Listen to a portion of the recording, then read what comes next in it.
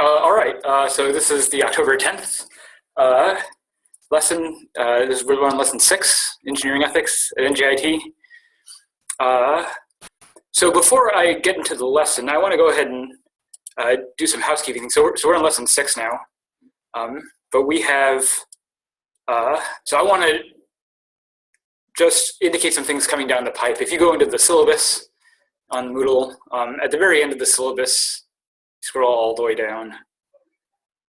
There's a tentative schedule. Okay, so we're on lesson 6, and we're about to start a new unit in the course.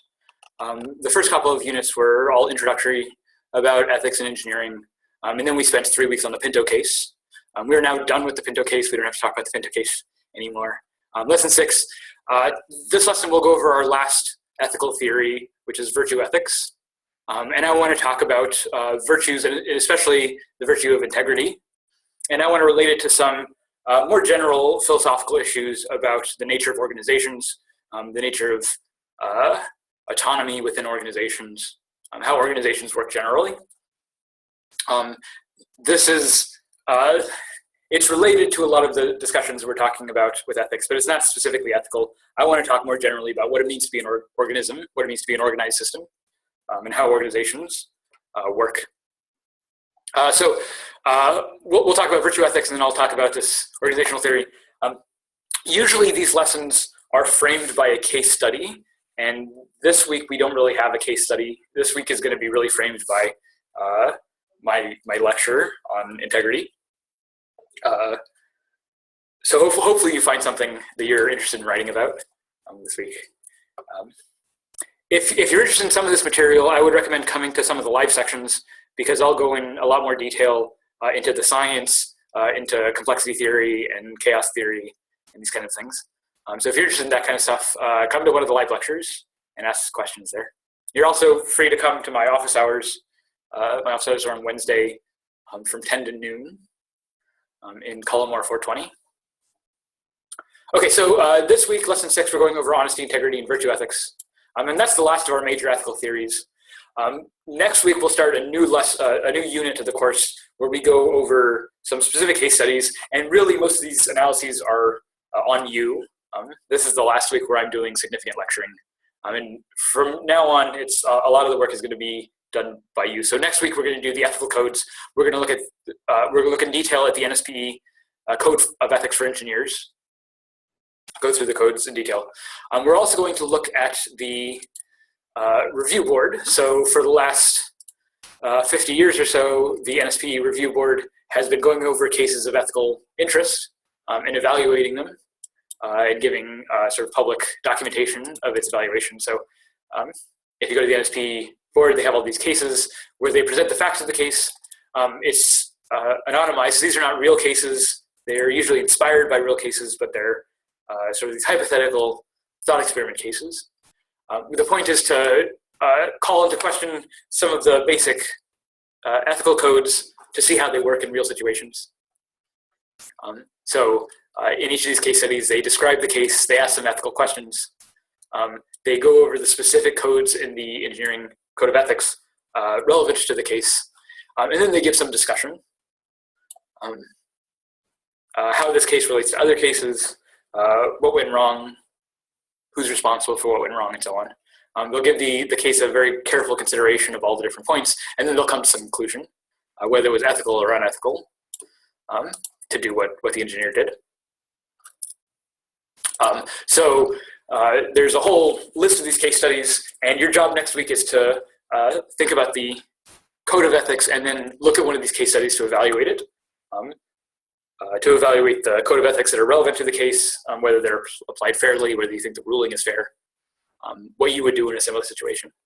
Right, so the goal of next week is to look at all these case studies and do some research there. Lesson 8, the week after that, we're doing our next major case study, which is the Deepwater Horizon oil spill. I have a lot of resources to go over what caused the accident, what were the consequences of the accident, and so on. So we're going to spend all of lesson 8 looking at Deepwater Horizon oil spill. Lesson 9, we're going to do geoengineering and climate change. I'm going to talk about some of the science behind climate change.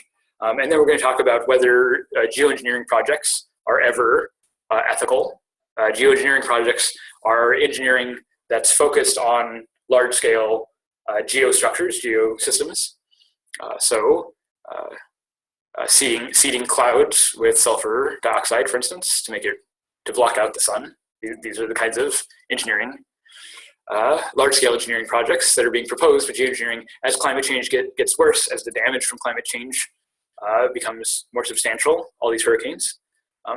Geoengineering becomes more attractive, and so we'll talk about the ethics of large-scale geoengineering campaigns. The Deepwater Horizon oil spill and the geoengineering climate change discussions are two case studies that I'll be coordinating. But then lessons 10 and 11 are case studies that you're responsible for. So for lessons 10 and 11, you're supposed to go find a case study of your own choosing. Edward asks if we're going to still have Hangouts. Yeah, we're still going to have Hangouts, and the lectures are mostly going to be me presenting these case studies. I'll also talk a little bit about the complex systems theory and organizational theory, because that's the stuff that I'm interested in. So I will still have meetings on all of these lessons. It's possible the lesson 11 might be an abbreviated meeting, very short, because I would have very much to say. But I'll still have some meetings, and I'll still have the weekly sign-in sheet that you can get attendance credit for. So yeah, so still show up to the weekly meetings. So lessons 10 and 11, lessons 8 and 9, I'll be doing these case studies on climate change and Deepwater Horizon.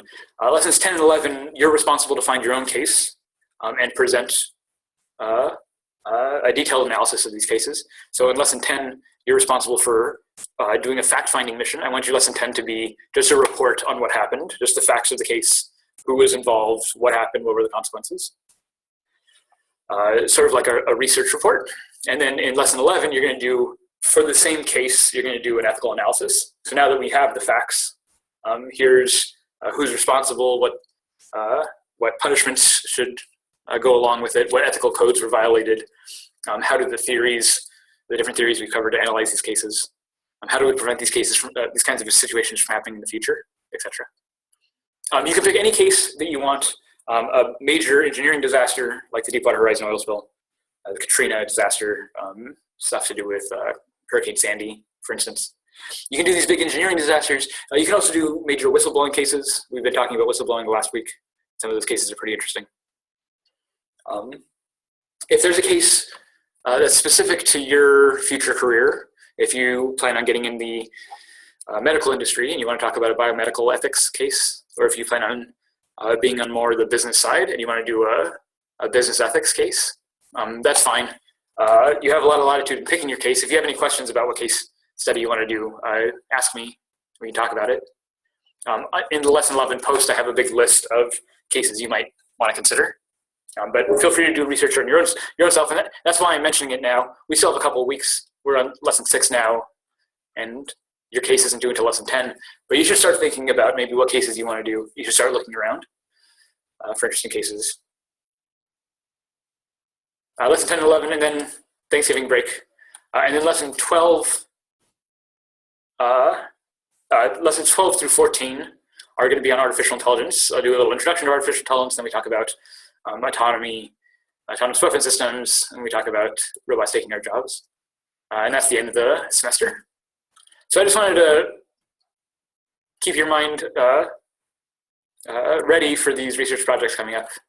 Start thinking about it.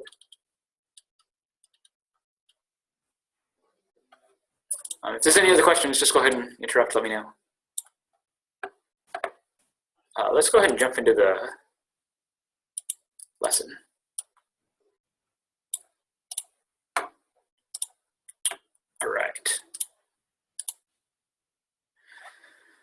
All right, so this is lesson 6. We're talking about virtues and virtue ethics. In particular, we're talking about the virtue of integrity and how it matters to the structure of organizations. So just some background, we're talking about virtue ethics. Virtue ethics is the last of our 3 theories that we're going to talk about, consequentialism, deontology, now virtue ethics. Virtue ethics is the less popular of these theories, but it's also the oldest. And virtue ethics has been around for thousands of years, whereas consequentialism and deontology are mostly modern theories. modern European theories, whereas virtue ethics has its origins in traditions from all over the world thousands of years ago. We'll see a little bit of that. So just get into this. Virtue, when you think of virtue, what you should think of are excellences. In the sense of what's best, or maybe what's optimum. A virtue is sort of optimal performance, the best performance. Excellent. So the way that I'm trying to make this helpful to think about it is to think about virtue ethics as emphasizing the best over the good or the right. Remember, consequentialists want the good, usually in terms of pleasure or happiness. And the deontologists want what's right in terms of principles and duties. And the virtue ethicist wants what's best. And best here, in the sense of optimum performance, the best you can be, to be your best self. Not just to do a good thing, but to do optimally, to perform optimally. So we're going to come at this from a couple of different angles. One way of coming at this is to emphasize that virtue ethics is not an act-based theory. So both of the theories we've already looked at, consequentialism and deontology, are both action-based theories. They're designed to evaluate whether a particular action that you take, a particular decision that you make, is good or bad, right or wrong. Virtue ethicists are not so interested in actions, but they're interested in persons, whole persons, understood as an entire complex person. So they focus more on the character of the person who performs an action, with an understanding that sometimes good people do bad things. In fact, sometimes it's necessary to do bad things in order to learn from your mistakes and become a better person. And virtue ethics is sensitive to the fact that becoming a good person is a developmental task and it takes time. It takes making mistakes and learning from those mistakes. So a virtue ethicist wouldn't want to judge a person based on any particular action. And maybe some very bad actions are damning to the character, but it's usually not based on individual actions, because sometimes good people do bad things, sometimes bad people do good things. It's not the individual actions that matter. What matters is your character, the kind of person you are. Virtue ethicists argue that we ought to act according to the virtues, because the virtues represent optimal performance. They represent the best way you can act. Not just the way that you act that has the best consequences, but that represent what you're capable of as a person, fully understood in all your complexity. It's really this emphasis on complexity that makes virtue ethics different from the other theories. So another way of coming at this is that virtue ethicists tend to believe that ethics is too complicated and individual characters are too complicated to give any kind of simple procedures for doing the right thing. So the consequentialists, you say you should maximize the good. The ontologists give you principles that you ought to follow. And they think that ethics is just a matter of acting in accord with these basic principles. Virtue ethicist says that ethics is just too complicated to reduce to a simple set of principles. There's no procedure that you can follow that will guarantee that you always do the right thing or always do the good thing. So instead of simple procedures, the virtue ethicist asks us to reason by models. So find examples of virtuous people, find examples of virtuous actions or virtuous situations, and use those to help reason about what you ought to do. It doesn't guarantee that you can do the right thing, but it helps you think about what the right thing to do is. We often think about stories in this way when we think about, or models of action when we think about rightness and wrongness. The Boy Who Cried Wolf, right, gives us a model of what happens when you lie repeatedly, right? So we can think about what happened to the Boy Who Cried Wolf and use that to reason about whether I should lie in any individual cases. Right? The point is that the Boy Who Cried Wolf doesn't give me a rule to follow. Sometimes lying is okay, sometimes it's not, but now I have a model for when it crosses that line, and so I can reason about whether I'm crossing the line from okay to too much. Christians sometimes say, what would Jesus do? Right? Where Jesus is supposed to be an exemplar. Jesus doesn't give exact rules to follow that guarantee that you'll do the right thing, but if we consider Jesus to be an ethical character, then we can ask ourselves, what would he do in a situation, and then try to emulate him. So this is just to get into the sort of spirit of how virtue ethics is different from these other theories. Like I said, virtue ethics is the oldest of these theories, some 2,000 years old. And it's seen sort of all over the world. So I'm a philosopher. I'm trained in Western European philosophical tradition. So I'm going to mostly be talking about Aristotle's view. Aristotle gives a view called the doctrine of the mean, or golden mean. But this view is not unique to Aristotle. This sort of virtue approach to ethics was seen all over the ancient world. Confucius, even earlier than Aristotle, had a similar kind of view. The Buddha also advocates for a similar kind of view. Sometimes called the golden mean or the middle way, the doctrine of the mean. One thing I want to emphasize here is that none of these people, I mean, these are all human beings, so none of these people were of divine birth or divine origin. These people weren't born by God or immaculate conception or anything like that. These are all human beings who have mostly humanistic concerns. They're interested in things like reducing suffering, making people live a good life. And they're all themselves human beings who do this. So Buddha was he was a prince who forsook his princely privileges and went off to find enlightenment. And he achieves enlightenment, and he says a bunch of things about how to live a life without suffering. Confucius was a public servant. He was a politician. He held public office, and he wrote a bunch of tracts about how to organize civic life for the better of everyone. Aristotle was he was a philosopher. He also held public offices to work on issues related to the public good. He wrote all sorts of philosophical tracts trying to describe what makes a harmonious city, what makes a just society.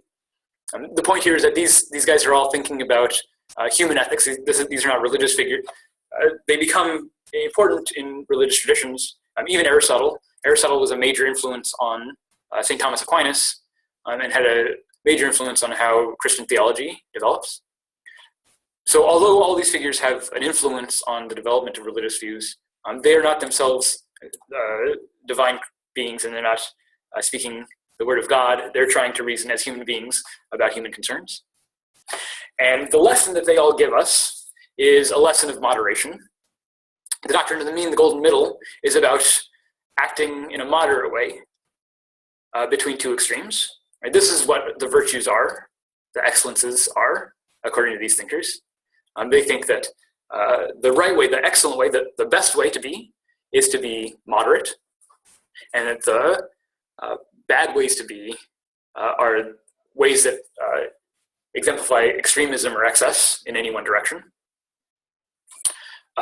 So the moderate middle view is always the right view. So these are Aristotle's. Aristotle gives a whole bunch of different virtues and how they lie between different extremes. So for instance, courage. Courage is a virtue, being brave, being courageous. But courage, so courage is the nice middle position between excess and deficiency. The deficient version is cowardice. Someone who's a coward, has no courage at all, runs at the first sign of danger. That's not good, Aristotle thinks. But it's also not good to be the opposite, to be rash, to run headlong into danger without thinking it through, without understanding what you're doing. So say there's a burning building, there might be people still stuck inside. The coward ignores it, turns around, runs away, doesn't want anything to do with it. And the rash person, as soon as they see the fire, they run straight into the building without thinking, if there's people there, is it safe to run into the building, or is there some better way? Is it better to maybe clear people from the area so that they're not damaged? I mean, there might be better things to do. The rash person doesn't reason about it at all and just runs headlong into danger. The courageous person does what's best. They act on reason and reflection. They consider the situation carefully, and they do the appropriate thing for the right reasons in the right way. Again, there's no rule for telling you how to be courageous, and what counts as courage in different situations might depend on who you are, where your place is in that situation, how dangerous the situation is, right? What counts as courageous depends on all these things. Aristotle's not giving you a rule for how to be courageous. All he's saying is that it's between these two extremes, right? So you don't want to go too far in any of the extremes. What we want to find is this comfortable middle position. Temperance almost just means moderation, right? So don't indulge yourself too much, but don't completely cut yourself off. Find some comfortable middle ground. Don't drink to excess and become blasted. but also don't deny yourself drinks and don't deny yourself any fun, right? There's a comfortable middle ground, you know, a glass of wine with dinner. Maybe that's what's healthy. Doctors sometimes say you should drink a glass of wine with dinner. And the idea is that you're not drinking until you're blasted, but you're not also abstaining from alcohol entirely. You're finding that comfortable middle ground. And this is really what virtue ethics is about. You might think of it as a Goldilocks theory. Right? Goldilocks and the three bears. Goldilocks runs into the Papa bear who likes his porridge too hot, the mama bear who likes her porridge too cold, but the baby bear likes her porridge just right. And it's that's the virtuous middle between these two extremes.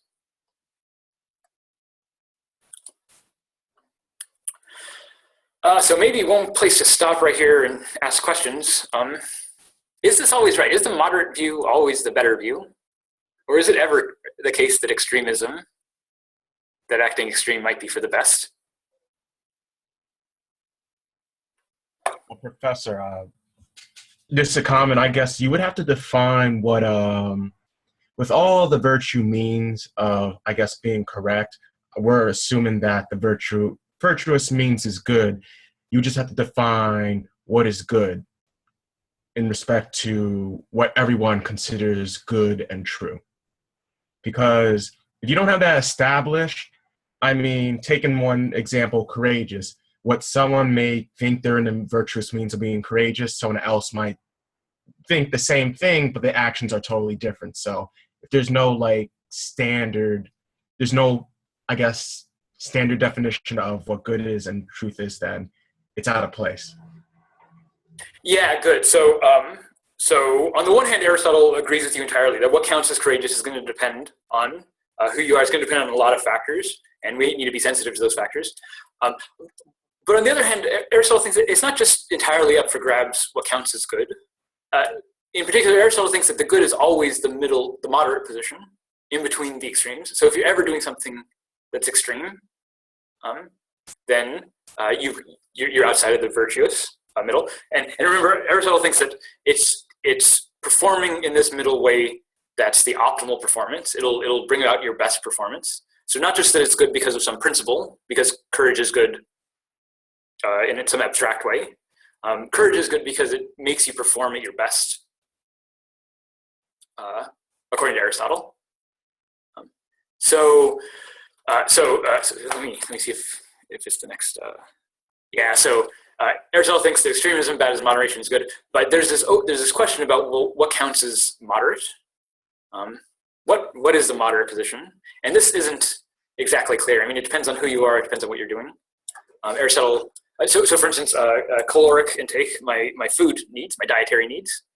I might need a different number of calories than you do because we have different body types and we have different daily routines.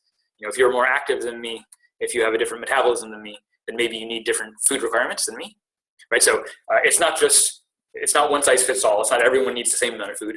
How much food you need, what's the healthy amount of food for you, depends on who you are, depends on what you're doing.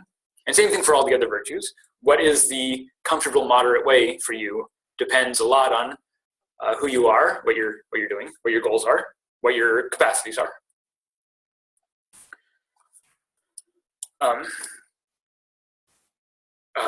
So what is moderate? Depends on who you are, depends on what you're doing.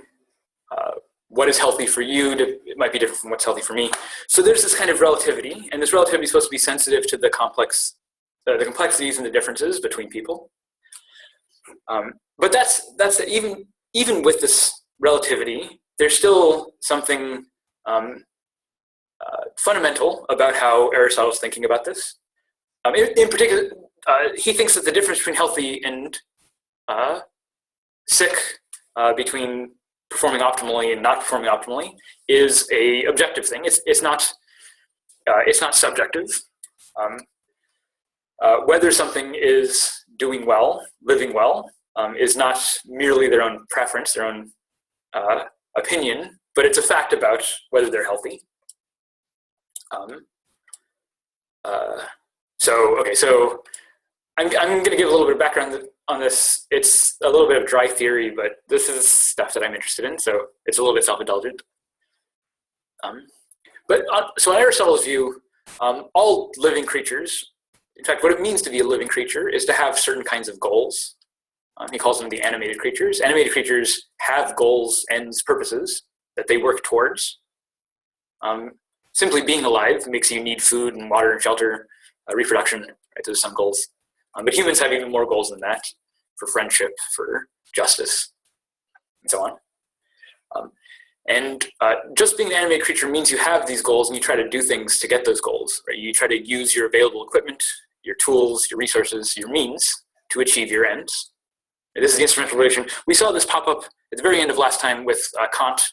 Kant talks about treating others never merely as a means, but always as an end in themselves, right? Recognizing that people aren't tools, but people also have their own ends and goals in mind.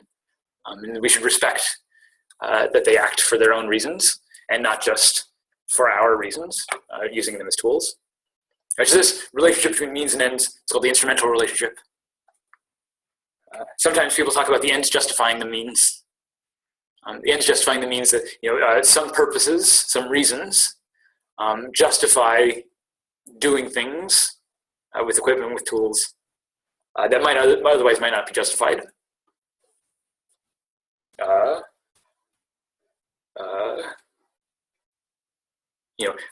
Usually you don't want to make a big mess in the kitchen. But if my goal is to make a dinner for a big dinner party, then I'm going to be making a big mess in the kitchen. And that's okay because I have some end that justifies making the big mess. So usually you don't want to make a big mess, but the end of having this dinner party justifies those means.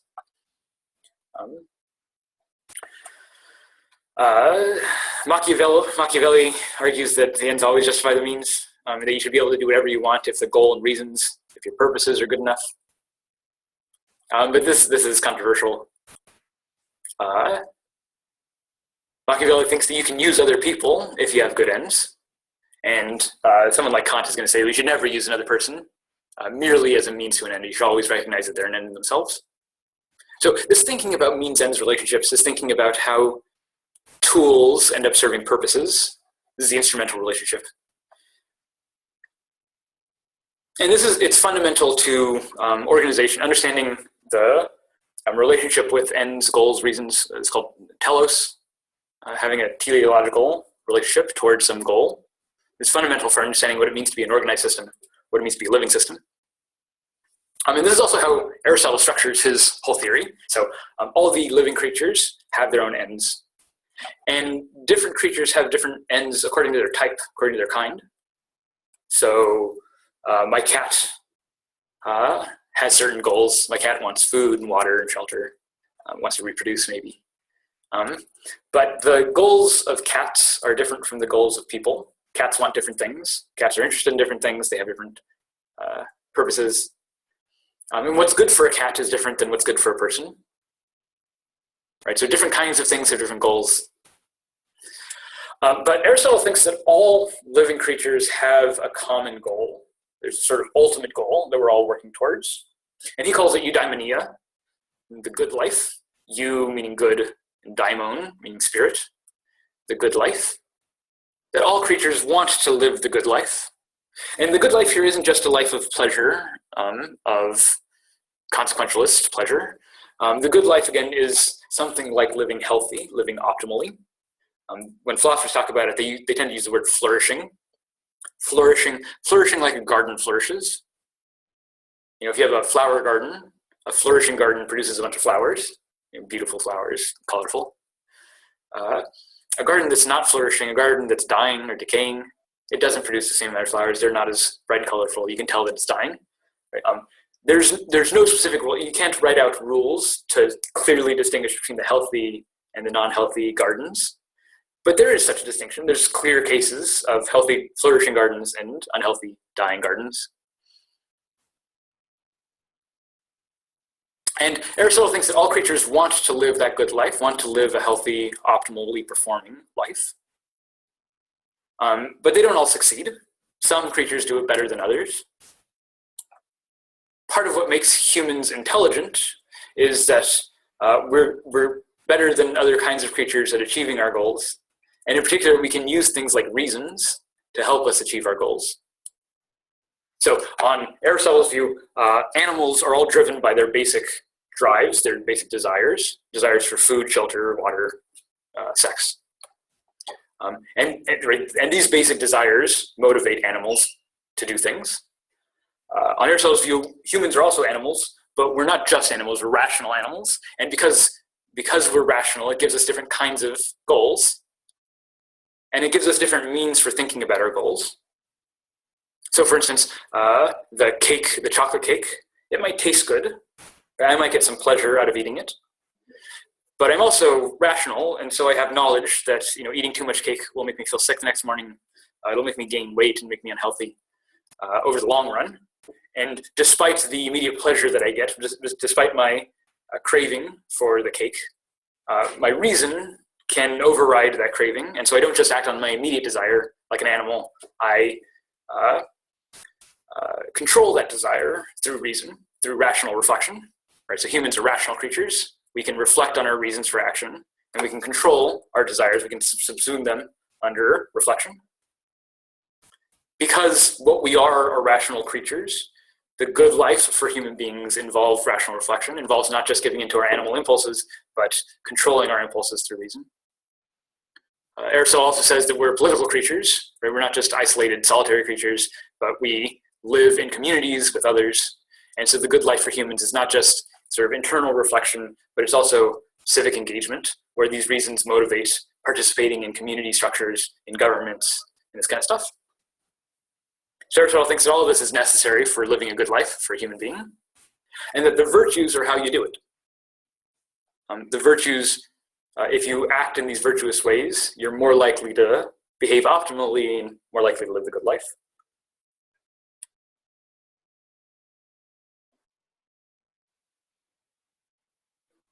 What is the distinction between Aristotle and Machiavelli? Because they seem like they're both justifying the means with the ends.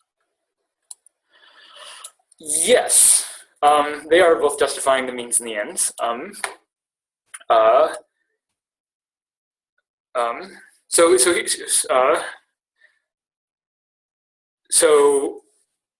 there's a couple of places where you can draw a distinction. One place is that Machiavelli is talking, when Machiavelli is writing, he's talking about the prince. In other words, he's talking about the ruler of the state. And his idea is that the ruler of the state should be allowed to do certain things for the sake of the state, even if it means hurting people or causing problems that people might not like. So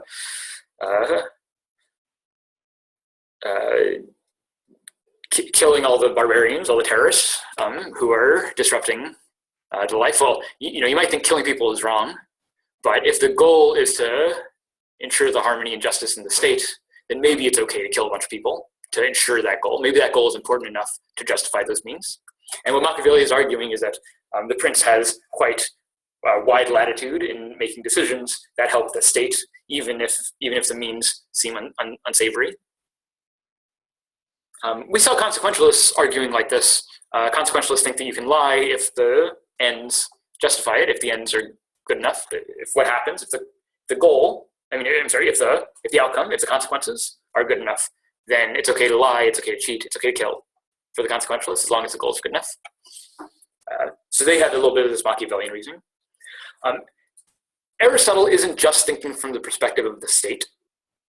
Aristotle is thinking about all organized systems, and the reason that Aristotle is really interesting, he's working 2,000 years ago, but he understands that organized systems are nested, so that you are yourself an organism, right? You have a bunch of organ systems that all have to fit together to create you as an organism. But as an organism, you also fit inside a larger state, and that state also has to be organized by organizing all the people and building structures among all the people. And so Aristotle understands that you have levels of organization sort of stacked on top of each other. And these all sort of fit together. So this is why Aristotle thinks that there's an ultimate good, the good life, eudaimonia, that everyone is trying to achieve. And this is a little bit different from Machiavelli. Machiavelli is only interested in the ends of the state and what the prince is able to do in control of the state. But Aristotle is sort of much more general, and he's talking about how any organized system achieves their ends and how all organized systems have a common end to live the good life. Now, organized systems want to live the good life, but that doesn't mean they always do. They fail for a variety of reasons. Maybe the resources aren't around for them to be healthy. Maybe something else interrupts their goals. So just wanting to live a good life doesn't guarantee that you will live the good life. Part of what intelligence is about right, the intelligent systems are the ones that are better able to achieve their goals, whatever they are. The more intelligent you are, the more resources you have for achieving the goals that you want. So animals are intelligent to a little bit degree. We're more intelligent than animals, not because we're doing something fundamentally different, but because we have more resources for doing it. In other words, we have reasons. We can think about our reasons for action. When Aristotle says that we're rational creatures, he doesn't mean that we're strictly logical creatures, always behaving according to rules. And what he means is that we act according to reasons. We have reasons for doing what we do, and it's those reasons that motivate us to do things. How would Aristotle like judge, like, let's say, because to me I'm getting confused in my perception of it, like when you know, we want like a flourishing garden, and some people can get that by not being virtuous. Like, let's say a mobster or organized crime, like they live actually a pretty good life. You know, in theory, they have the money and the resources, and they have friends and family. Like, but you know, in my opinion, they're not being virtuous, at least not in some aspects of their life, to get that good life. So how would Aristotle judge them for the way they got their good life, or would he say, well, you know, they're just using their talents, which is in this case violence and intimidation, and you know, it's okay for them to do that because in the end, it's getting them good life, and they're providing their family with a good life. How would he judge that?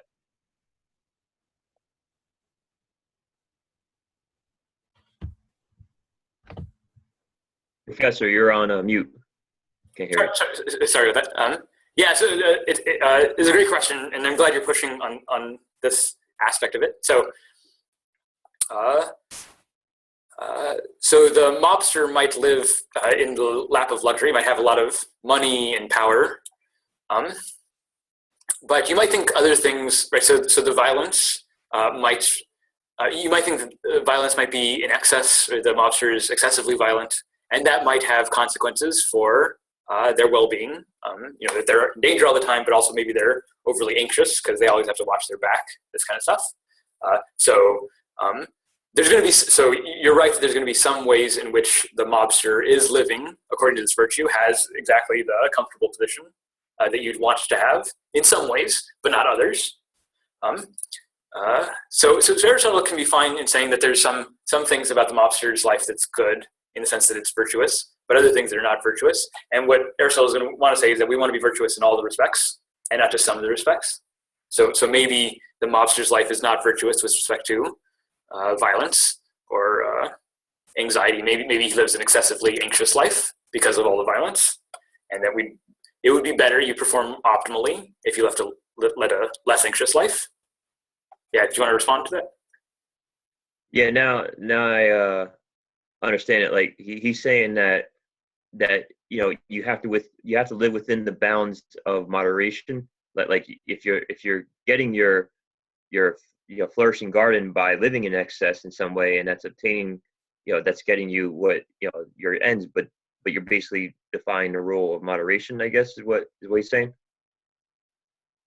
Yeah, but it's not just defying the rule, because it's not the rule that matters so much. It's that he thinks that it's going to lead to unoptimal performance. So with the garden, so let's say I have some fancy fertilizer that makes plants grow even more quickly.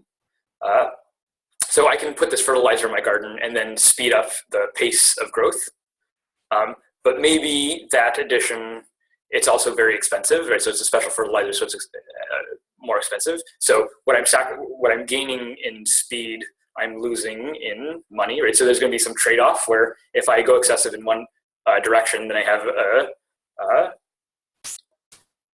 so all these attempts at excess end up pushing me outside of me and degrade my performance. So I mean, this is the key, is that it degrades your performance, so that if that fertilizer really is the optimal performance, then it won't involve excess. I mean, there's a lot of challenges here because you don't know exactly what will make your garden grow well. And so you need to find it, right? There's no exact rule about what will make the garden grow well or not. You need to find what works for that garden. And maybe the only way that garden will grow is with the fertilizer. And so maybe that's the moderate view, is to give them the fertilizer. But maybe, right? So, I understand. I understand what you're saying. Like the mops. You watch a movie like Goodfellas, and he was living the high life, but you saw, like, especially some of the scenes with him and his wife, how they're so stressed out and paranoid that it kind of like, even though on the outside they had a good life, when you saw the inside, they were like, their relationship was being destroyed, and they were just so stressed out and so paranoid of everything that the excess basically was doing them in, on that, even though they had a flourishing garden, in order to keep that garden flourishing, they were paying a very high price because they're living in excess. So I think that's good. And sometimes, and these virtues end up trading off. So, if courage matters the most to me of anything else, and I do everything I can to be a courageous person and not be cowardly or not be rash, maybe that sacrifices some of my personal relationships. So maybe having that focus on courage also makes me overly ambitious. It makes my temper bad, make me, I get into conflicts with people because I'm focusing on courage. So Aristotle wants to say that not only, you should be courage, but you should balance that virtue with all the other virtues. And each of these cases, so you could be virtuous in some ways, but not virtuous in other ways. And what Aristotle wants is a sort of overarching balance. And this is really what's common about all these ancient theories, is they're looking for some harmony, some balance in the whole, so it's not pushed too extreme in one direction or another. So that's why the lesson today is balancing act. Professor, going back to the chart, even if you have courage, but then that results in having an over-ambition, who's to say that you're over-ambitious where you may think you're courageous and right ambition? You have a right ambition where someone may else think you have courage, but you're over-ambition. I'm still having a kind of hard time understanding that. Yeah, in the sense of who's to say, or how do you know exactly when you're courageous or not? And the virtue ethics position is there's no answers to those questions. Okay. Yeah, we can't believe I didn't even think you were coming into this. I didn't see you all this, so I didn't think you were coming. That person's talking about something else? Yeah, okay. Yeah, so you might not know what's courageous ahead of time. It might be difficult to figure out whether you're courageous. And you can't really judge other people because you don't know. In the same way that I can't judge what another person's eating because I don't know what their calorie content requires, because what I require is going to be different from what other people require. So just because I see that they have a lot of food, maybe they're training for the Olympics and they need to eat a whole lot of carbs. And there's nothing bad about that. In fact, it shows that that's healthy eating. It would be very unhealthy for me to eat the same thing, but Michael Phelps can eat that and be healthy because of his energy output. He uses all that energy. So from the outside, it's very hard to judge. Even from the inside, it's very hard to judge. The way that the virtue ethicists can talk about this is that these are the optimal performances, and it might take some work to figure out what that optimum is. And this is really important. So, so extremism is bad, moderation is good. Even if we accept that, how do we know what the moderate view is? And then how do we do what the moderate thing is? And this is tricky, and Aristotle has a lot of things to say about this. So the first thing Aristotle says is that we're creatures of habit. We don't always make decisions for everything we do. What we do instead is we find practices that we feel comfortable with, and we tend to habituate them. We do it every day, right? So when I take a shower, I wash my hair first, and then I wash my body afterwards. And I do it in that order every time. It's not a conscious, deliberate decision every time I do it. It's routine. I do it almost without thinking. This is why we develop habits, is because having habits makes it so that we don't have to think about things every time. We don't have to make a new decision every time. We can just make the same decision we made before, because if it worked before, then it'll work again. Right? This is why we follow scripts, right? It's because we tend to habituate. So Aristotle thinks that being virtuous is not just about doing virtuous things, but it's about developing virtuous habits.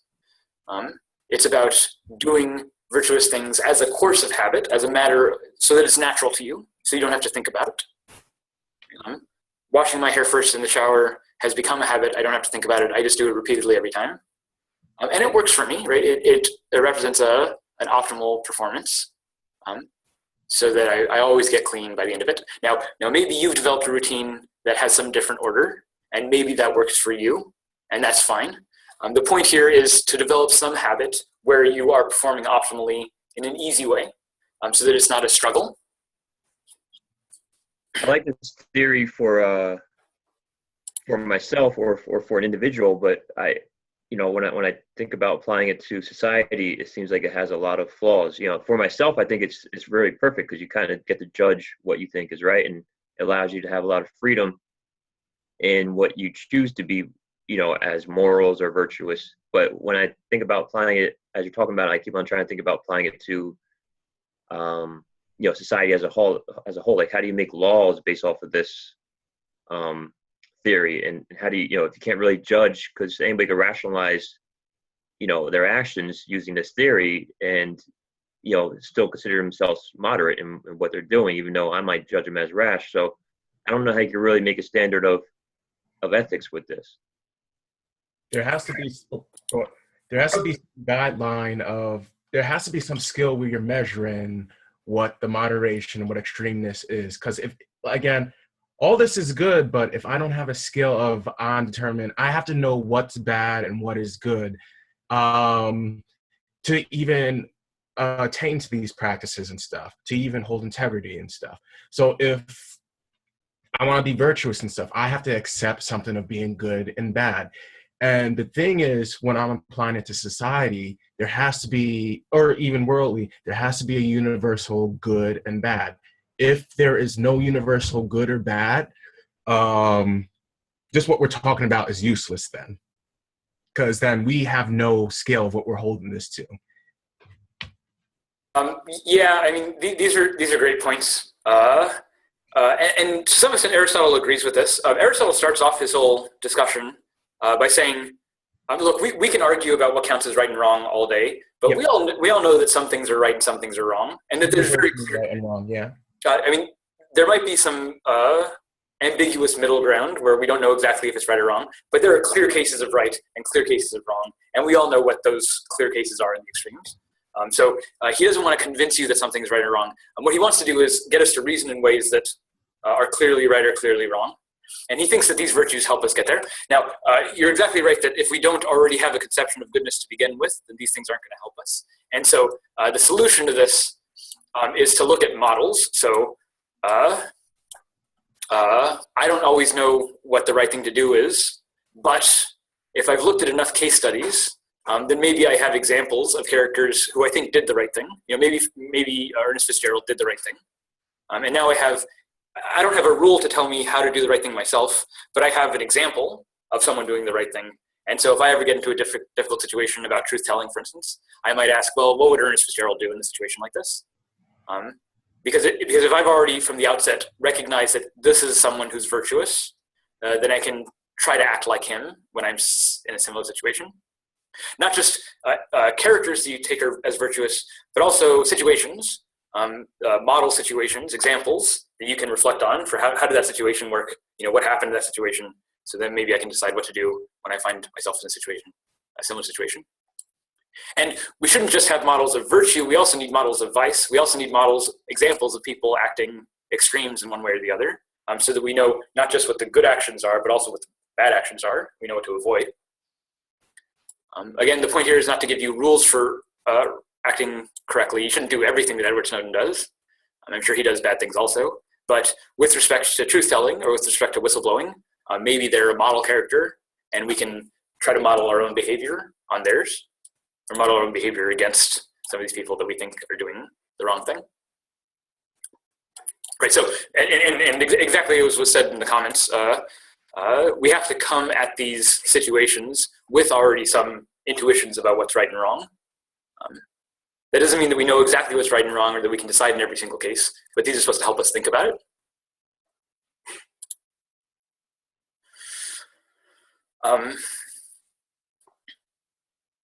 Yeah, so for Aristotle, we're creatures of habit.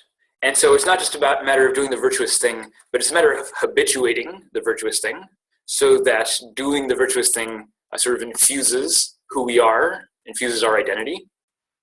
So at the core of this discussion is something about integrity, about who you are, about how your identity holds together. And I think it's thinking about integrity that helps us reason not just about personal ethics, but also to see how to structure society so that it can act ethically also. An ethical social system is a system that also acts with integrity. And what it means to have integrity in a social system is going to be challenging to talk about. So developing virtuous habits means that those habits go all the way down to their core to who you are. It's not just something you do every once in a while. It's something central to who you are as a person. No, we need to go back here.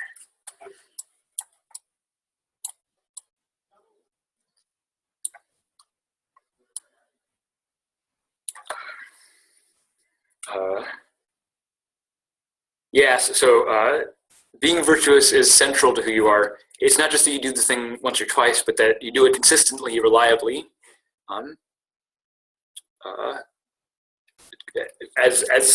so that it constitutes your very character, your very identity as a person, right? If I tell the truth most of the time, but then when there's some dangerous situation, then I lie, I'm not a very honest. Even if I'm telling the truth most of the time, if I lie when it matters, right, I'm inconsistent about my truth telling, and I don't tell the truth when it really matters to tell the truth. So this is not having integrity, right? If I fold when there's trouble, then I have no integrity. It's not just a matter of telling the truth sometimes, it's a matter of telling the truth when it counts. And that's not easy. And Aristotle recognizes that it's not easy. It's very hard to be a virtuous person. Most of us don't reach to the level of a virtuous person, at least in all respects. And so Aristotle has this sort of hierarchy from the virtuous person all the way down to the vicious person. Vicious person is the opposite of the virtuous person. The virtuous person does the right thing in the right way for the right reasons, understanding that they're the right reasons, understanding that by performing this way, I'm behaving optimally. And the virtuous person, in addition, has habituated this process, so they do it as a matter of habit. They don't even have to think about it. They just do the right thing for the right reasons all the time. Maybe no one is virtuous in this way in all respects, but maybe there are some people who are virtuous in this way with respect to some virtues. Like maybe Edward Snowden is a good model for whistleblowing, right? Did the right thing for the right reasons, whistleblowing, but maybe he's not a good, maybe he is a bad driver and cuts people off. So maybe we shouldn't model him as a virtuous driver, but we should model him as a virtuous whistleblower. Maybe no one's virtuous in all respects, but maybe we can have different characters modeling different virtues to help us think about these different things. Professor, did Aristotle name anyone as a virtuous person in all respects, or no? No. Okay. His examples were always of flawed people who were good in some respects and not in others. So, for instance, Achilles, in the Homeric, in the Iliad, Achilles is a great warrior, very brave, drives into battle without hesitation. He's very courageous, but he's also hot-tempered. So he's virtuous in one respect, but he's not virtuous in another. If we want to know how to be brave, we should look to Achilles. But if we want to know how to be considerate towards others, maybe Achilles is not the right person to look at. I don't know that Aristotle ever gives a perfect person who's virtuous in all respects. And Aristotle is definitely skeptical that any such person exists. But the virtue here is supposed to be an ideal, right? Being able to perform optimally, you don't just get it for free, you have to work towards it, and you're never going to get it exactly right. But it's the sort of ideal that you're always working towards. And the virtuous person does it best, Aristotle thinks, because they do it as a matter of habit. It's not a question for them. They do it unthinkingly. The virtuous person for Aristotle is better than the continent person.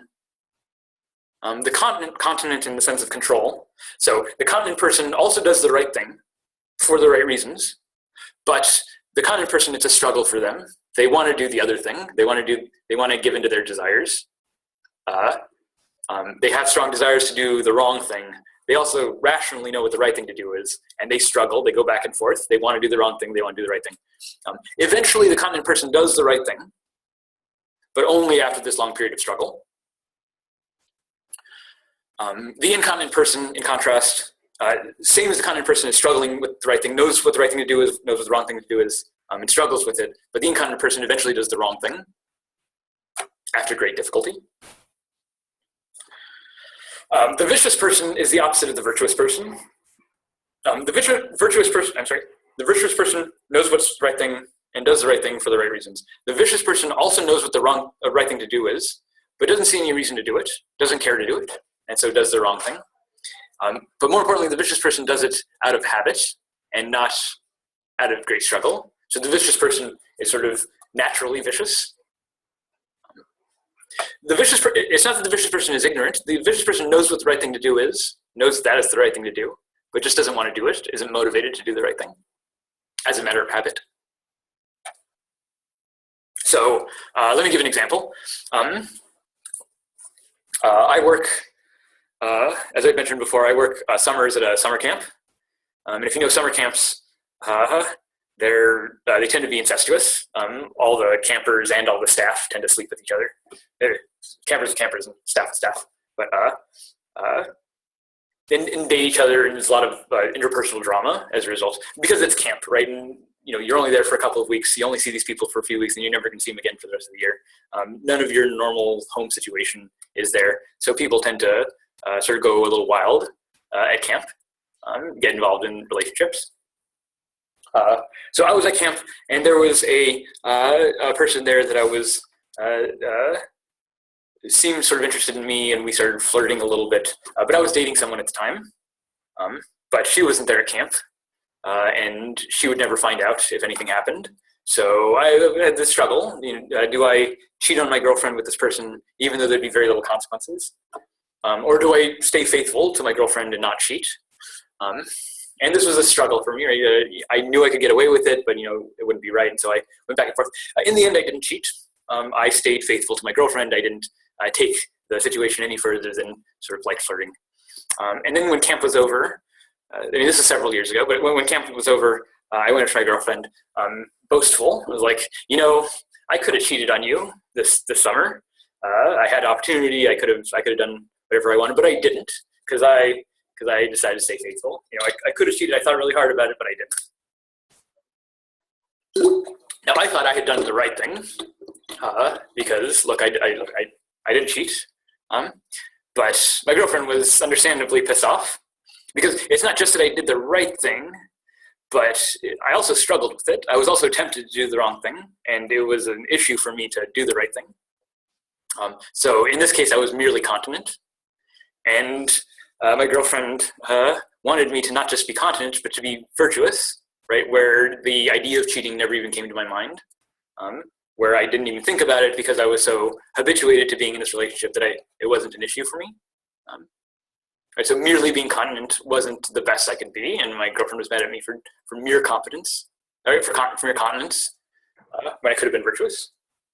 See, I would argue that you were virtuous because earlier said that virtue lies in the middle. Like, you don't want to be a prude, and you don't want to be like a womanizer. So you were like kind of like playing with the idea, which makes you not a prude, but you didn't go all the way with it, so you weren't a womanizer. So I say you landed right in the middle, and you actually exercise a virtuous act. And also, just because you even told her afterwards about the decision you were tempted with and told her how you did the right thing and stuff, I mean, that kind of shows your humanity, that you're human, that you're not, to be honest, none of us are perfect. So, but we still can make right decisions and stuff. So from your girlfriend feeling like, oh, well, you should always be perfect and stuff, it's like, now that's like, no, now there's something wrong with her. Not to bash anyone, but it's like, you're just being truthful. You told her what happened. You told her how you did the right thing. She should be proud of you. That's all I'm saying.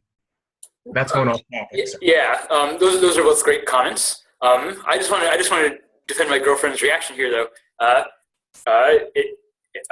The problem wasn't just that I didn't cheat, right? So the problem wasn't the cheating. The problem was the temptation, and I mean, maybe no one can survive the temptation, but the less we're tempted, right? The idea is the less we're tempted, the easier it is for us to do the right thing.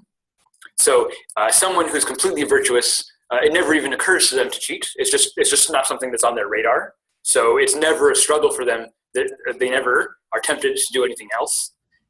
So it's that lack of temptation that my girlfriend really wanted. It's not just that I did the right thing, but that I wasn't even tempted to do the wrong thing. Now, maybe that's idealistic. Maybe no one's ever not tempted in this way. But Aristotle's point here is just that it's better to be habituated to the good things than to have to struggle with it. I should maybe emphasize that this is very different from the modern theories that we've been talking about. Consequentialism and deontology both think that considering the different sides of the issue, considering the principles involved, is part of what makes you ethical. It's having this consideration, thinking hard about it, rational deliberation. And Aristotle is a little bit different here. Aristotle is saying that you actually want to get yourself into a position where you don't have to think about it. It's better to get yourself in a position where it's so habituated that you don't even have to make a decision at all, that you just do the right thing as a matter of course. See, I would say that true virtue comes from having a flawed character. A person that risks their lives, knowing that they're risking their life and they're overriding their fear response.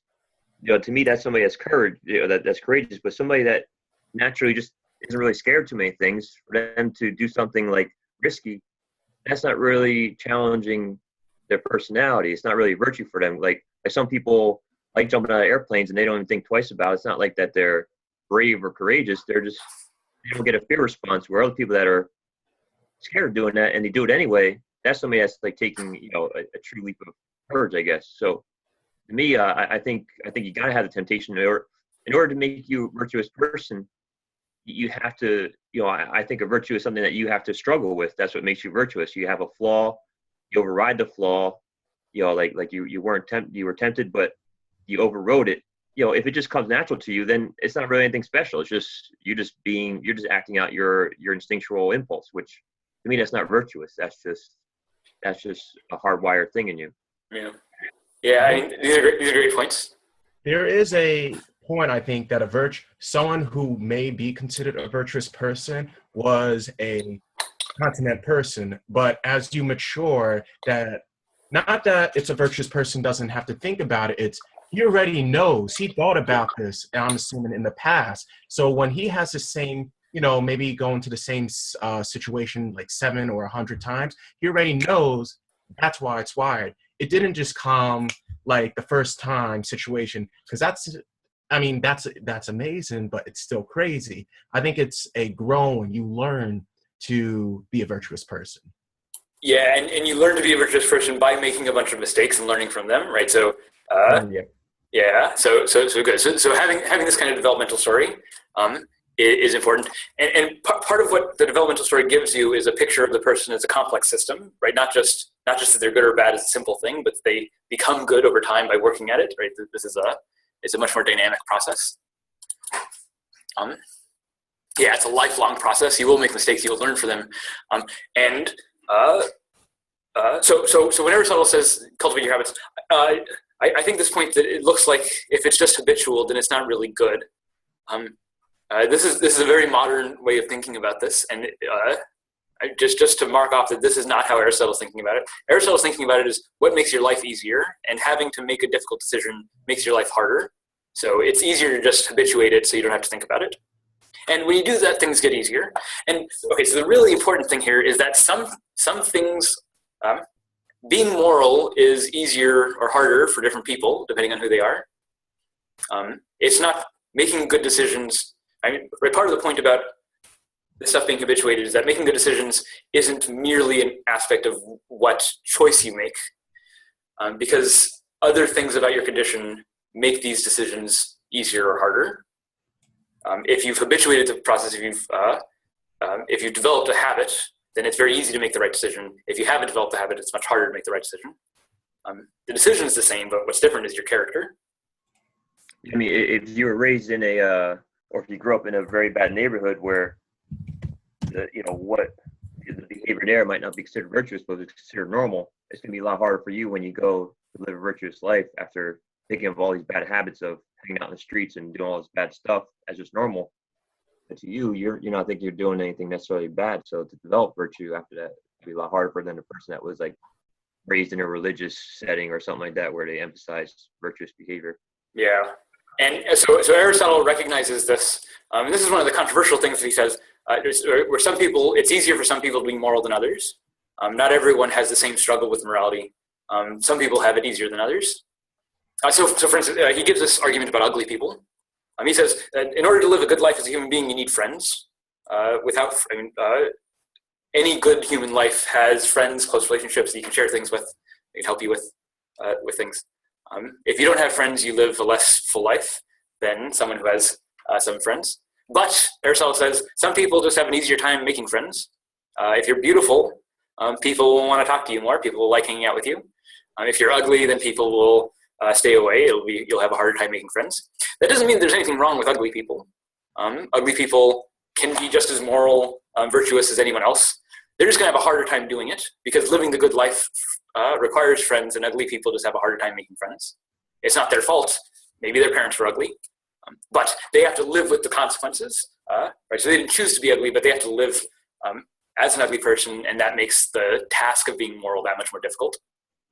Professor, isn't there the possibility that, so with beautiful, ugly people, a beautiful person on the outside may look like they have more friends, but when they really consider who their friends are, the ugly person may have more friends because they're not just judged on their outside and stuff. I'm considering that's what the beautiful and ugly is, just only on the outside and stuff, where the ugly person may be beautiful on the inside, but we're not defining that. Yeah, that's right. So and the ugly person might have all sorts of other virtues that make them a strong character, a good person. Aristotle's point here is just the fact that they're ugly.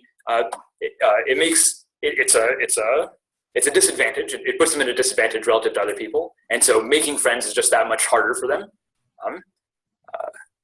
But it's not impossible. Yeah. Like with the growing up in a bad neighborhood and stuff. Just because you grow up in a bad neighborhood, you are more influenced to kind of fall into that kind of culture.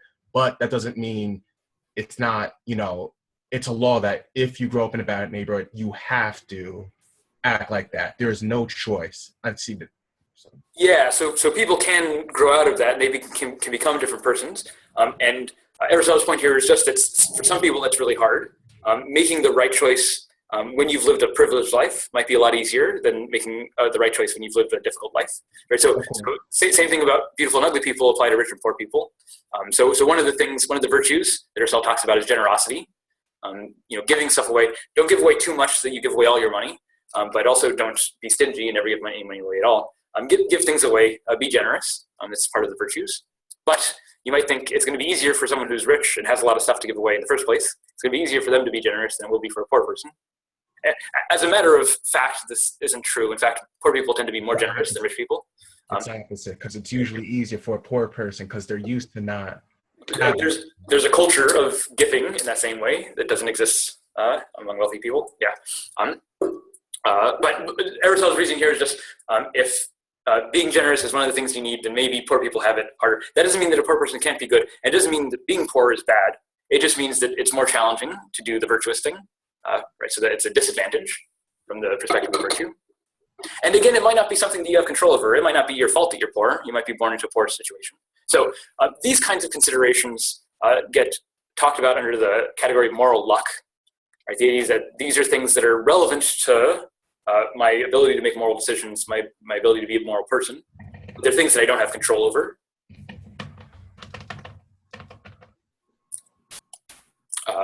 So whether you're rich or poor, whether you're beautiful or ugly, these things have implications for how we act morally, for ourselves as moral agents, in our moral circumstances, but we don't have complete control over them.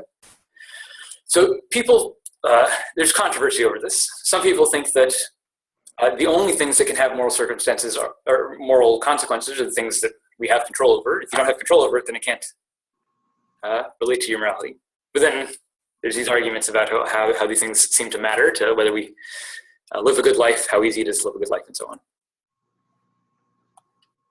It seems like he gives some flexibility with the last statement, like integrity means using what we have to do what we can. It seems like he's setting a higher standard for people that have, that they were just naturally born with better moral luck.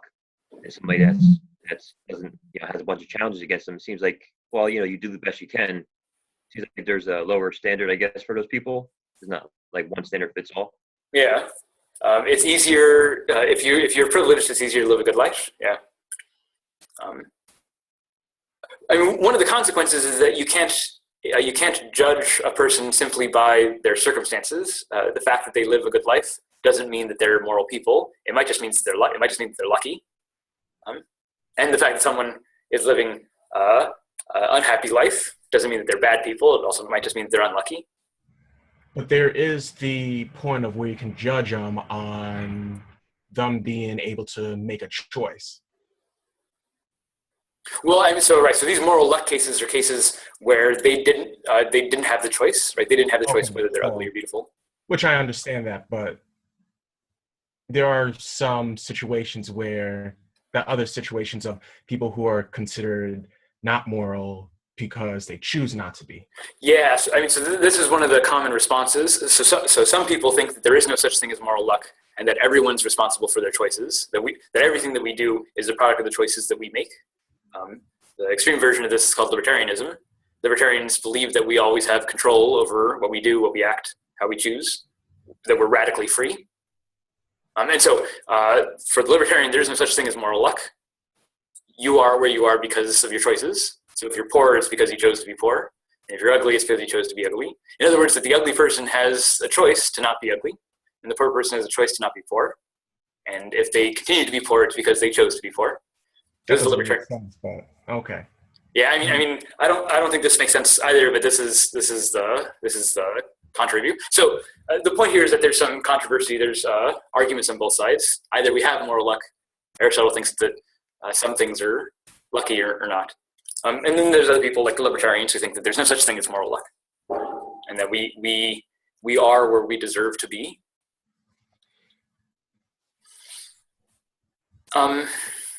It seems like it would create a lot of stress and anxiety in a person if they believe that, the libertarian view, because they feel like their situation is because it's not their own fault, and they may be trying to get out of it, but it seems like they're going to be punishing themselves, thinking that, oh man, I'm in this bad situation because I'm just not good enough or I'm not working hard enough. It seems like that's a recipe for depression and low self-esteem. Yeah, I mean, it's absolutely not a recipe for optimal performance. All that self-doubt but this is how capitalism works, right? With capitalism, you tell people that their value is based on their economic worth, right? So if you're rich, that means you're valuable to society. If you're poor, you're not valuable to society. And people who are poor are a drain on society, right? So they're looked at as bad in themselves, right? This is the logic of capitalism. And right, so there's things like the American dream, right? If you work hard, you'll be rich. This is false. It's not true. In fact, the wealth inequality is very static in the United States. People don't move between classes. You're very likely to be the same economic class as your parents, overwhelmingly likely to be in the same economic class as your parents. But we tell people that if you work hard, you can get rich, to get people to do a bunch of work. And not get anywhere. Yeah, everybody wants to be a rock star, but there's only so many positions for rock stars. So, and then who would be a janitor? Who would be a barber? Those jobs have to be done. So even if you have the great ambition to be something great and you really have even the talent, you may not ever get there because there's just not enough of those spots open. Yeah. So in Aristotle's view, it's not the case that everyone wants to be rich or everyone wants to be beautiful. Everyone wants to sort of be themselves, and the goal is to see how it all fits together into a social structure that can maintain itself, that has integrity, right? So integrity here, not just individually, but also socially, that the social system can maintain itself as a consistent, dependable, reliable thing over time. Let me go ahead and move on to some of this other stuff. I maybe go through this a little bit quickly. So we talked about we talked about virtue ethics in very abstract ways, how we reason about what to do. The book talks about virtues that are specific, not just general virtues that we've been talking about, but virtues that are specific to responsible professionalism, for acting as a responsible professional, which is in a professional ethics class like this, it's very important. It gives a bunch of different kinds of virtues. The public spirited virtues, the sort of public-facing virtues that are interested in not harming the public, generosity, sense of community, promoting public welfare, health. Right, this is one of the fundamental canons of the Code of Ethics. A commitment to the public good, a general sense that the community, the broader community, not just of engineers, but the general public, is important. Justice, fairness within corporations, economies, governments. These are all the social directed virtues. And the idea is that a community that is generous, that has a strong sense of itself as a community, where safety and health and welfare are promoted, where there's commitment to the well-being of everyone in the community, right? That these are necessary virtues for the optimal performance of that social system. Right? If we exemplify these virtues, then the public will be taken care of. But not just the public-facing virtues. There's a bunch of other virtues for professionals.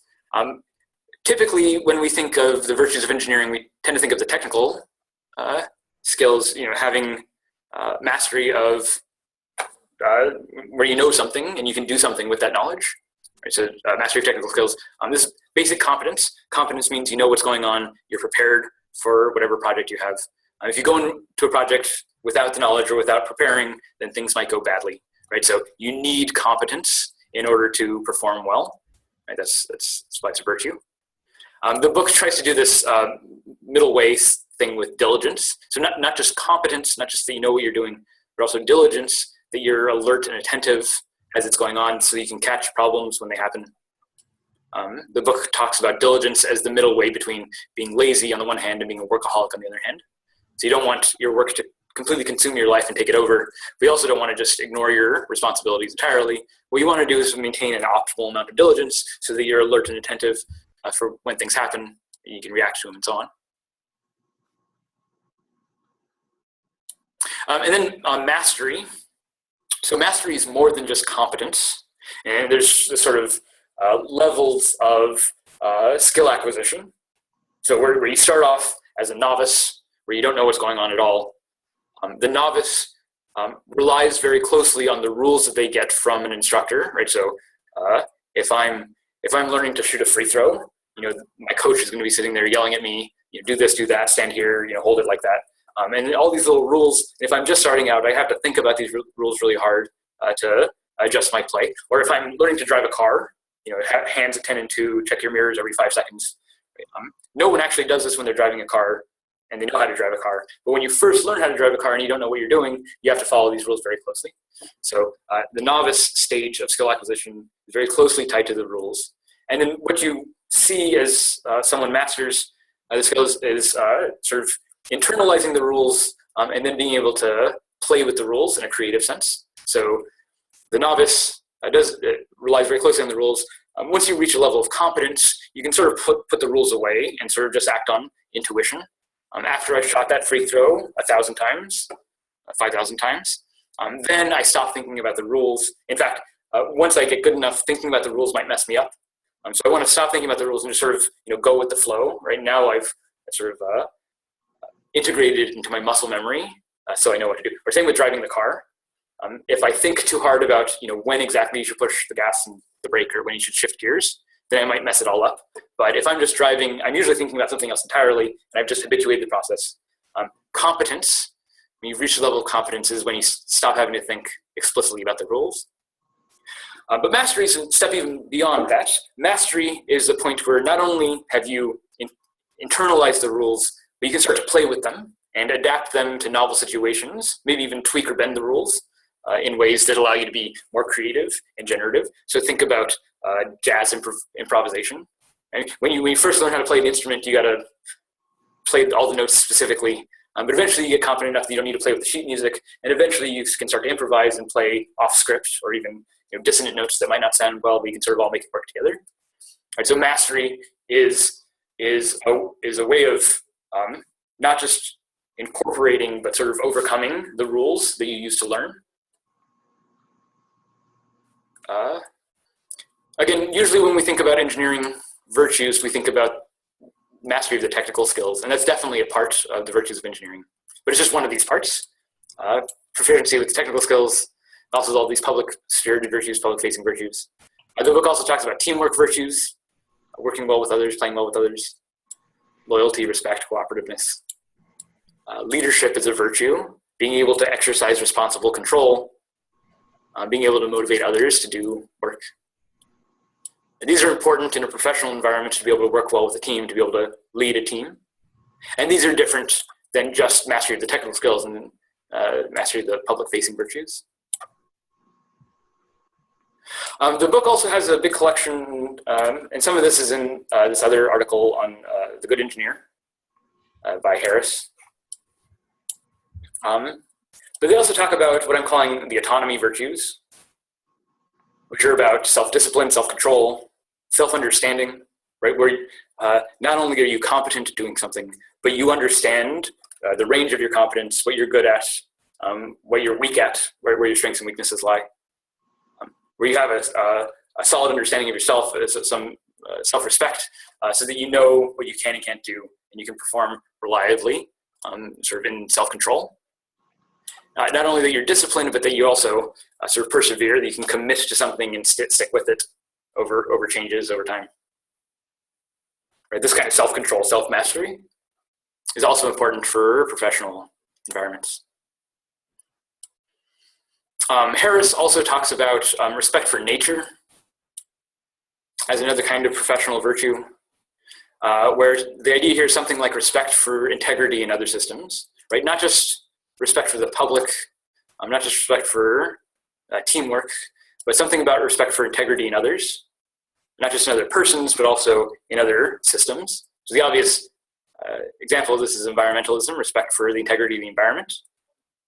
We might also think about things like socio-technical sensitivity, respect for the technological complexity. Right? Tesla is putting those autopilot cars on the road.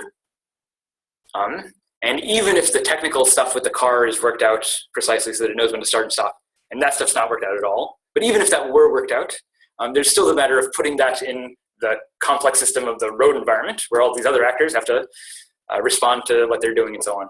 It's an incredible technological mess, and you might think that Tesla has been putting these autopilot cars on the road without really appreciating the difficulty involved when they're failing to respect the complexity of the technical system. Respect for nature involves respecting integrity, respecting complexity, the interdependence, right? That you're just one part of the environmental system, how all these things hang together. Sometimes respect for nature also involves appreciation of beauty or some goods greater than oneself, sort of communal goods, maybe natural goods. I just wanted to flag these all because they come up in the book. And we talked a little bit about models of virtue and so on. So I want to pause right here and see if we're okay with the basic theory, because I'm about to move over to the other side of this, which is where I want to talk about the structure of organizations and what integrity is in an organization. And I know we've been going almost an hour and a half. I probably have maybe another 20 minutes, but if you need to leave, feel free to leave. I want to go ahead and get this all on the recording. Yeah, so let me just blow through this then. So,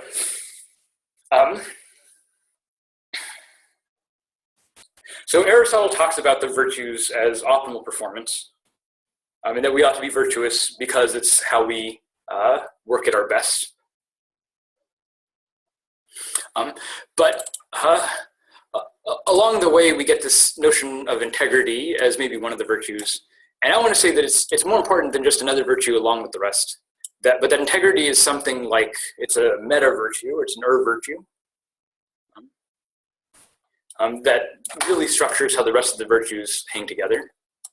So I want to spend some time thinking about this. Integrity, here's just a definition of integrity from Google. The quality of being honest, having strong principles, moral uprightness, rectitude, honor, decency, virtue, sincerity. I never doubted his integrity. But not just having strong moral principles, but there's this more basic notion of integrity that you find all over engineering, which is about being whole or undivided, being consistent, together, coherent, solid, unified, durable, stable, not fragile, right? The integrity, the structural integrity of a bridge, of an aircraft. Internal consistency. And I want to say that it's this sense of internal consistency of wholeness that also gives us, I mean, it's related to this idea of strong moral principles. Right? The point is not just that the person with integrity does the right thing. It's not really that they tell the truth, but that they tell the truth in a way that's consistent and reliable, so we can count on them to tell the truth in the future, even in difficult situations. Integrity comes from the Latin word integer. It's a unit, a whole unit.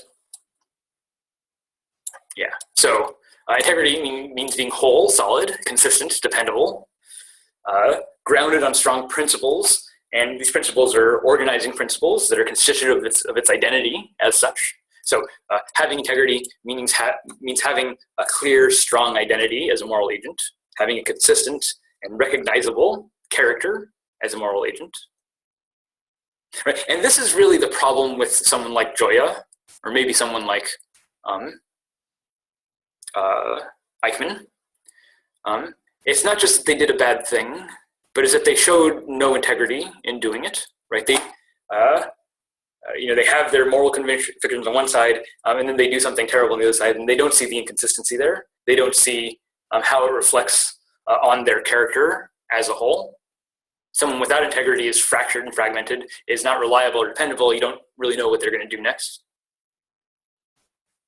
And I mentioned this not just because it's important in organizations, although it is, but because it's really central to what it is to be an organism, what it is to be alive, what it is to be a thinking thing.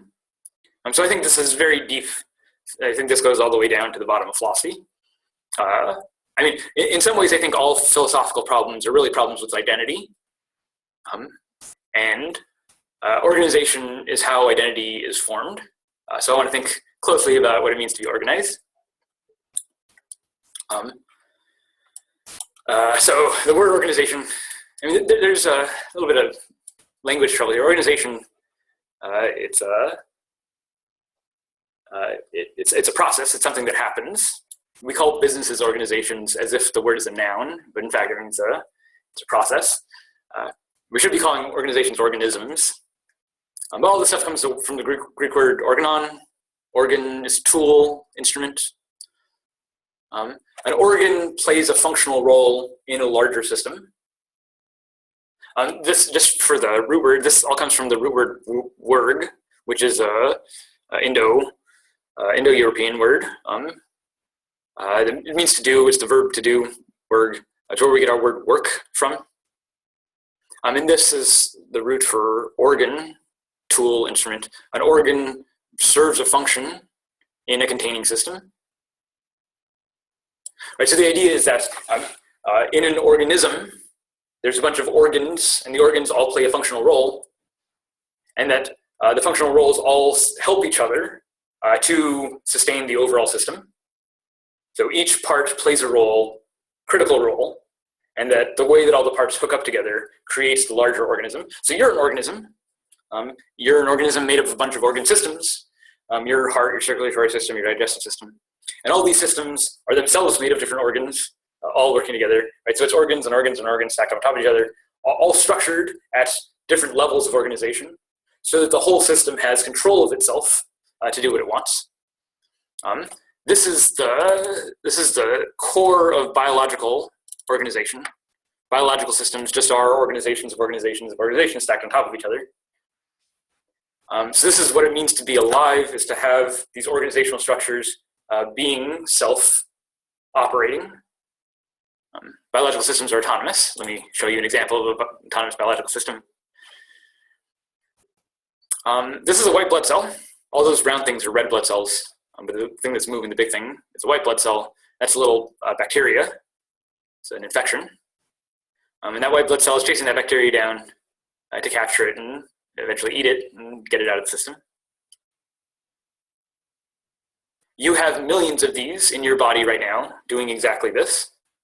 In fact, what you are an organized system of a bunch of little small biological machines that are all operating according to their own interests and rules, doing whatever they're doing.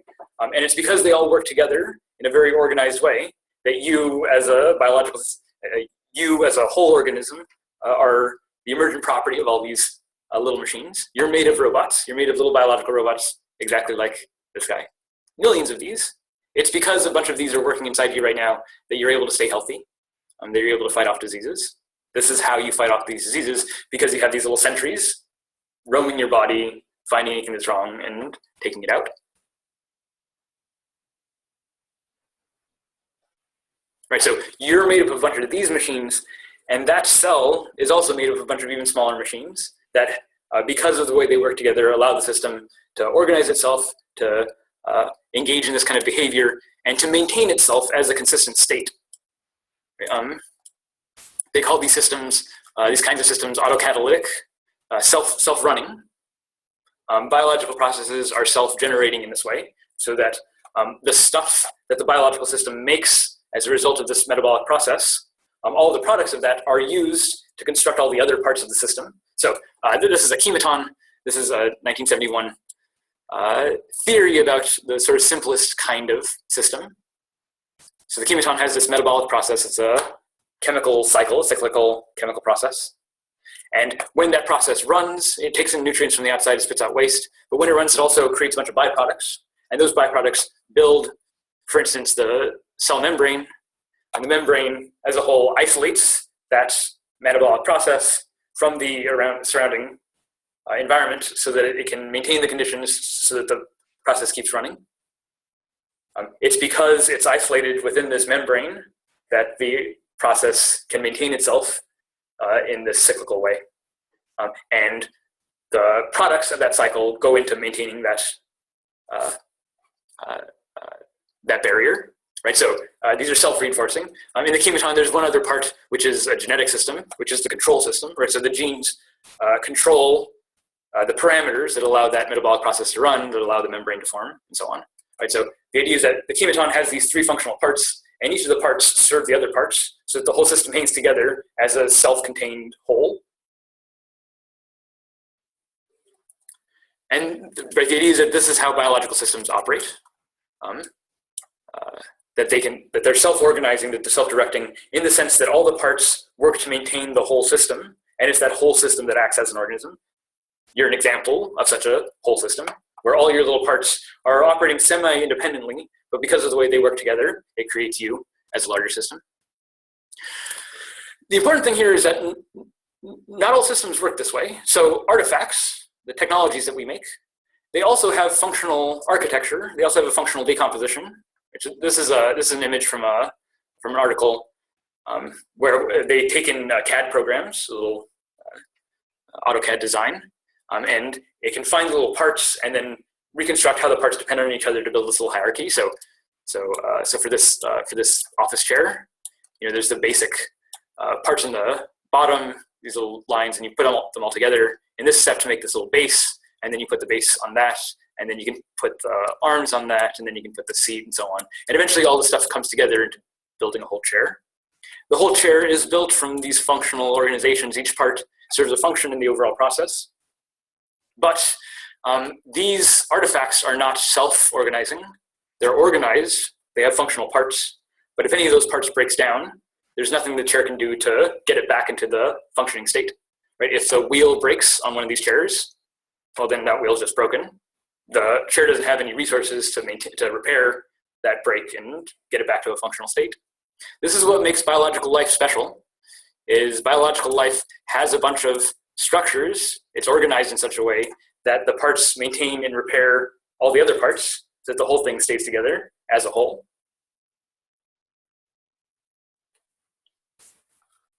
I have stuff on the game of life that I could go into. If you want to talk about the game of life, come to the live lectures, and I'll talk more about complex systems, chaos theory. I might talk about this more in future weeks when we have less material to go over as a class. So if you're interested in this, ask questions in future discussions. I just want to finish this up really quickly, where the issue here has to do with, so it's this hanging together of all the parts in a consistent and reliable and stable way that's characteristic of biological integrity, of biological life. But I want to say that this happens at all levels. So for the individual, having personal integrity is about having all the parts working together to maintain a consistent and reliable character. Right, so not just being honest, but being thoroughly committed to something so that everyone else knows how you're going to behave. Right, it's because people know that I do this job really well, that I get assigned to that job every time, and that's a matter of integrity. It's not just because doing that thing is a good thing, but it's because I'm consistent and my performance is optimum every time. Right? And, this has to do, I was going to go show a little bit more of this. This has to do with just what it means to be an agent in the world. Maybe this is a better picture. You're an agent interacting with an environment. You're a very complex system. And what the agency that you have is a way of controlling both yourself and the local environment in a way that maintains your agency over time and gets you to accomplish whatever goals you have. Right? So it's fundamental to your ability to accomplish your goals at all that you have some organizational integrity that allows you some stable action over time. Right? This isn't just a matter of ethics. This is a matter of what's keeping you alive as a complex system. Let me say it one more time. Agency is all about control. A biological cell has to control all its parts the way that it moves in order to perform its functions. A human being also has to control itself, but it has to control itself at a much higher level analysis. You're not just controlling individual cells, you're controlling entire organ systems. You're controlling much higher structures. And similarly for organizations, organizations also have control over some things, both internal structure and how they relate to their environment. And acting on their agency is a matter of exercising this control over the parameters that they can.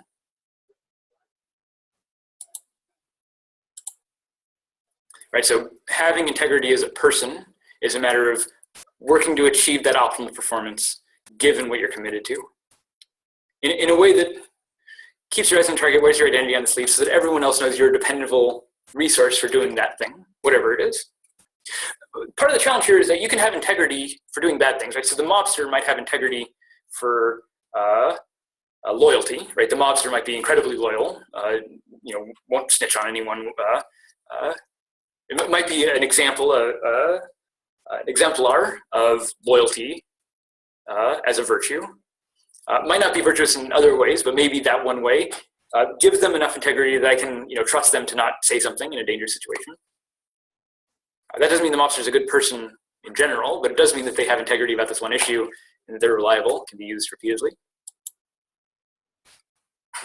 And this is how integrity relates to organizational structures also, not just businesses, but governments, communities.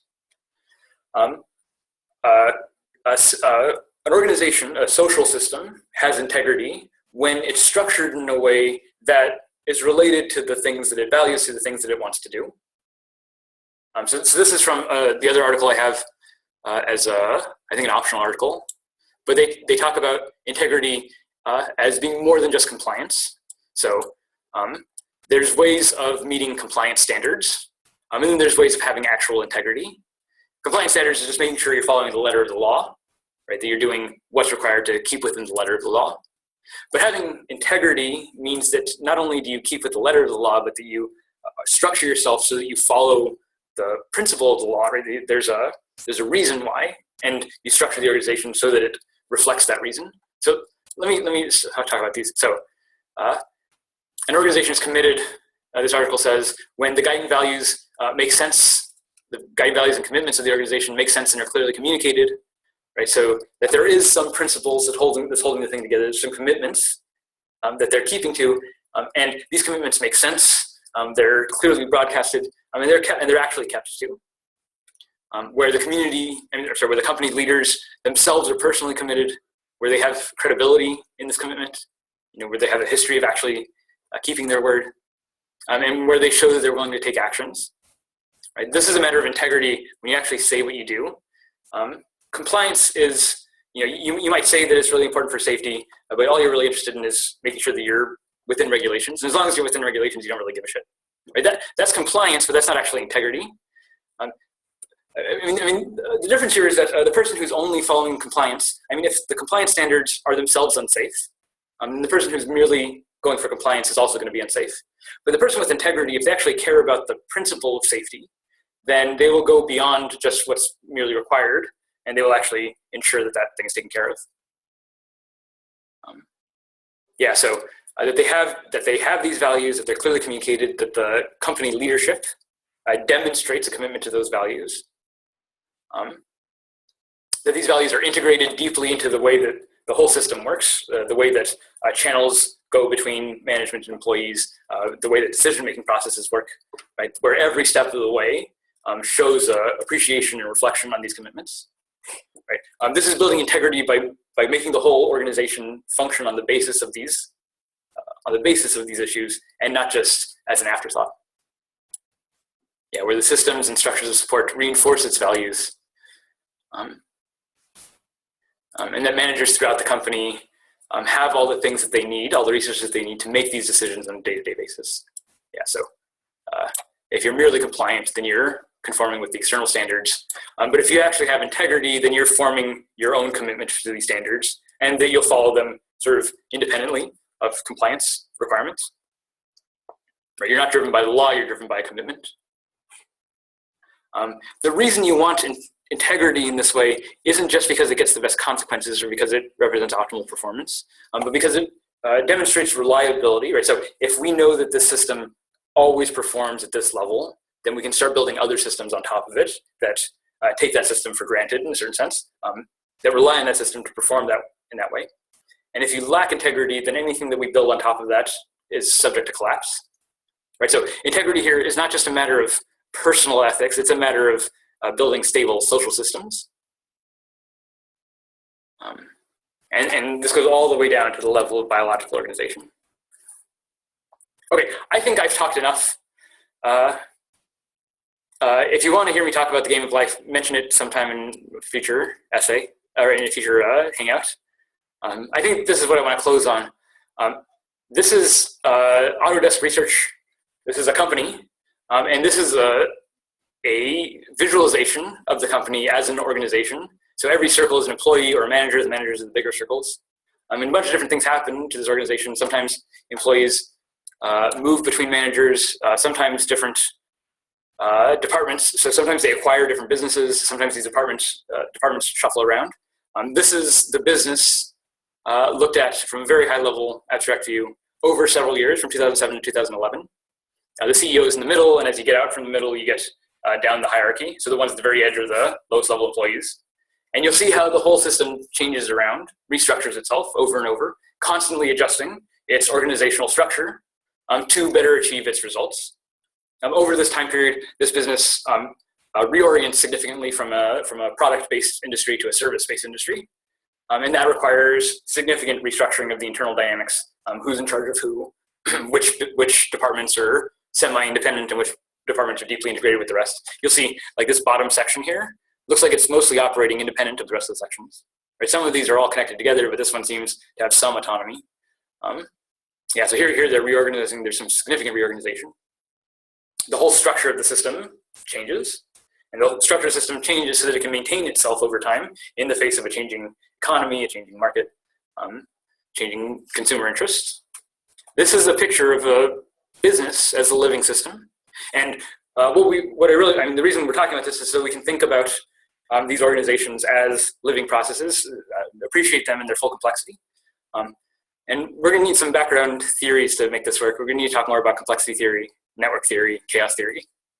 And so as we do the case studies over the next couple of weeks, where you're going to have to do a lot of research on your own, I'm going to be spending more of my time during lecture talking about some of this more theoretical stuff in the background to help us think about how organizations function in the real world. This video is also just really cool. Okay, so that's all I wanted to say. That's lesson 6. If there's no more questions, you can sign on the sign-in sheet. I think everyone saw that the secret word is organism. You can sign on the sign-in sheet. Thanks for the conversation today, guys. It was really good. It always makes these videos a lot more interesting when you all talk. Hey, thanks, Professor, for everything. See you later. See you guys. See you next week.